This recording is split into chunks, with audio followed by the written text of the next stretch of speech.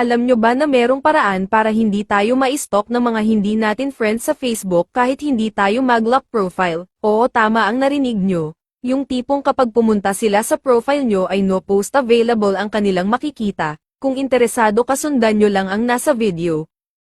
Una, buksan natin ang ating Facebook. Pindutin natin ang ating profile. Tapos dito, click lang natin itong 3 dots dito sa gilid. Then click Activity Log. Tapos dito, click naman natin itong Public Post. Then click lang natin itong All dito sa taas. Then kapag naka-blue check na lahat itong mga post natin, ay pwede na nating i-click itong 3 dots dito sa baba, then click Change Audience. Tapos click lang natin ulit.